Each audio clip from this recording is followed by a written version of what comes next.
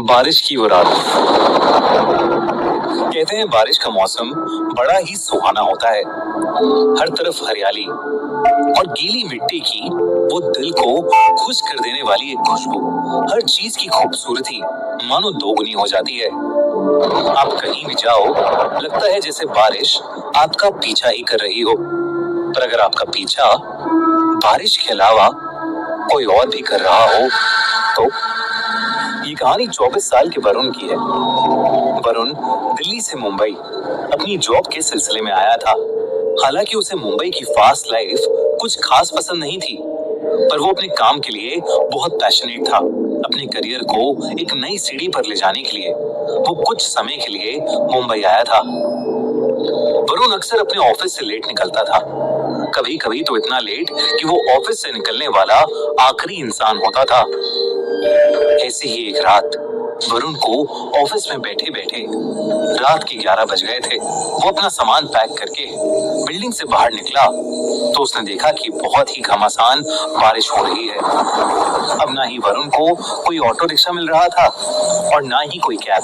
वो बस एक कोने में खड़ा बारिश से बचने की कोशिश कर रहा था। तभी अचानक से वरुण के सर पर बूंदें पड़ना बंद हो गईं।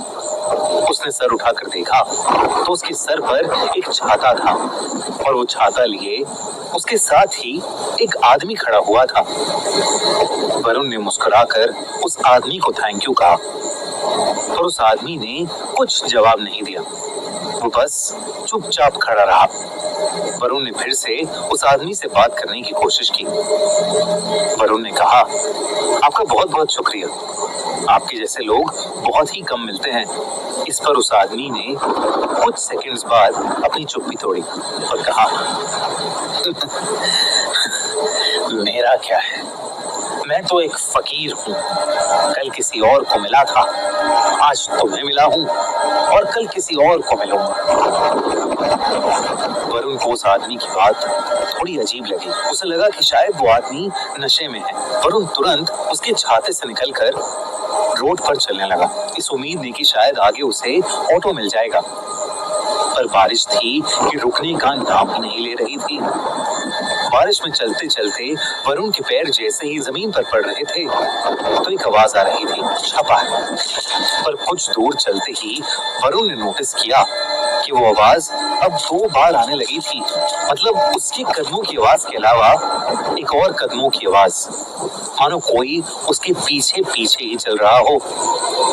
वरुण ने मुड़कर पीछे देखा तो उसके पीछे कोई भी नहीं था।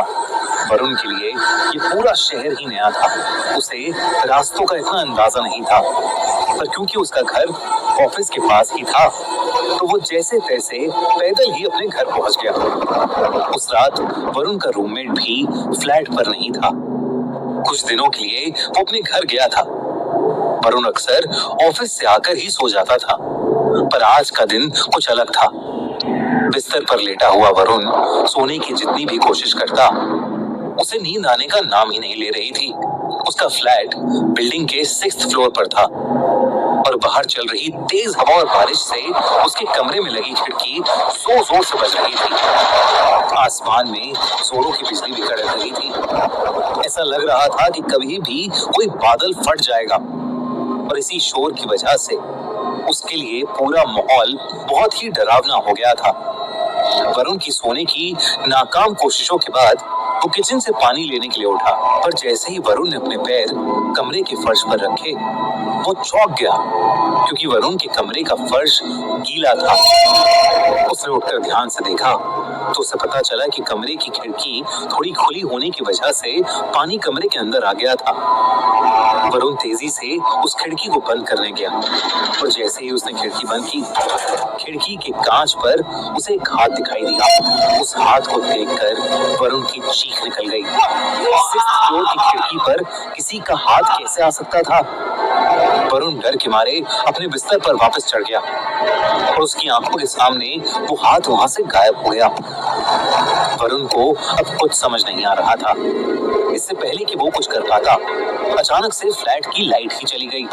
वरुण ने अपने मुंबई के एक दोस्त को कॉल लगाने के लिए अपना फोन उठाया तो उसने देखा कि फोन को चार्जिंग पर लगाने के बावजूद उसका पूरा फोन डिस्चार्ज था। उसमें बैटरी ही नहीं थी। ये देखकर वरुण की हालत अब और खराब होने लगी थी। तभी उसे किचन से एक जोर से कांच टूटने की आवाज आई। वरुण उठकर किचन में गया तो किचन के फर्श पर एक कांच की टूटी हुई बोतल पड़ी हुई थी। नजर घुमाकर देखने पर वरुण को किचन में एक काली बिल्ली दिखी। वरुण को लगा कि शायद वो बोतल उसी बिल्ली की वजह से टूटी थी। वरुण की जान में जान आई।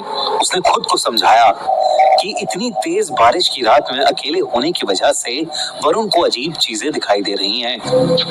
उसने खुद को संभाला और किचन का कांच साफ करके अपने कमरे में वापस जाने लगा। पर वो नहीं जानता था कि उसके साथ अब क्या होने वाला था। जैसे ही वरुण अपने कमरे में वापस पहुंचा, उसकी रूह उसके शरीर से बाहर आ गई। उसके कमरे के कोने में वही आदमी खड़ा था जो उसे ऑफिस के नीचे छाते के साथ मिला था। वो आदमी बस वहां चुपचाप खड़ा हुआ था और उसके पूरे शरीर से पानी बह रहा था। बिजली कड़कने पर वरुण को उस आदमी का पूरा शरीर दिखा। उसकी चमड़ी पूरी तरह से नीली पड़ी थी। वरुण उसे देखकर सुन पड़ गया था। उसके मुंह से आवाज ही नहीं निकल रही थी। तभी उस आदमी ने अपनी चुप्पी तोड़ी और वरुण से कहा, मैं तो बस मदद करना चाहता था, पर मेरे साथ ऐसा क्यों हुआ?